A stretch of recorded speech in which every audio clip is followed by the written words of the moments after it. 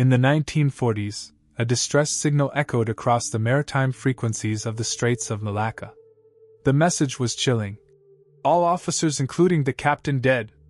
Probably whole of crew dead. I die. When rescue ships arrived, they found the crew dead, eyes wide open, teeth bared in terror.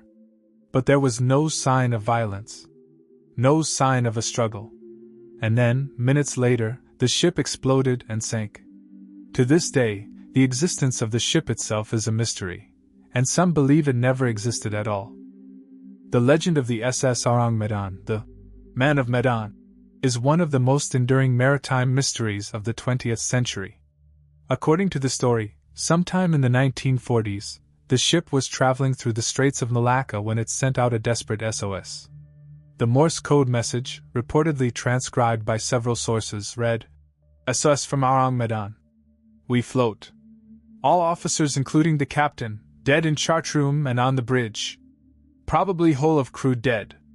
Then, after a series of incoherent transmissions, the final chilling words, "I die." Two ships responded to the distress call, the City of Baltimore and the Silver Star. It was the Silver Star that reached the stricken vessel first. What they found was a scene of abject horror. The crew were scattered across the deck, their eyes wide open, their teeth bared, their faces frozen in expressions of sheer terror.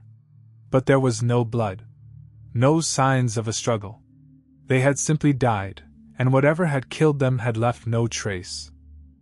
The crew of the Silver Star were about to investigate further when, without warning, a fire broke out on the Ourang Medan.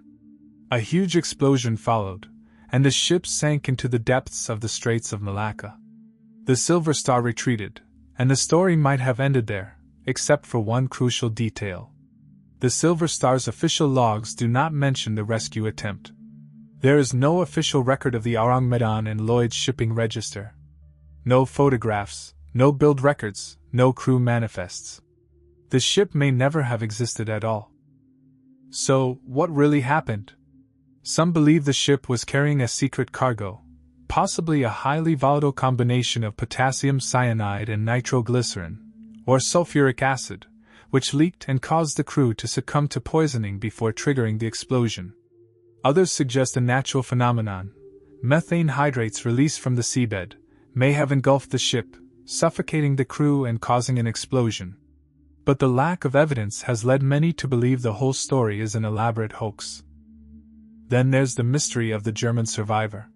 Some versions of the story claim that a German sailor washed up on Tangi Atoll, thousands of miles away, and told an Italian journalist that the ship was carrying a poorly stored supply of oil of vitriol, sulfuric acid.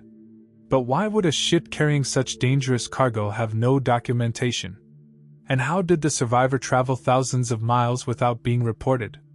The story becomes more tangled the deeper you look. The German survivor's story spread through maritime circles. He claimed the crew had been overcome by toxic fumes from the cargo hold, leading to madness and death. He himself had been below decks when the first signs of trouble appeared, and by the time he reached the deck, everyone was dead. He escaped in a lifeboat, drifting for weeks before reaching the atoll. But no official records confirm his rescue, and the journalist who interviewed him never revealed his identity.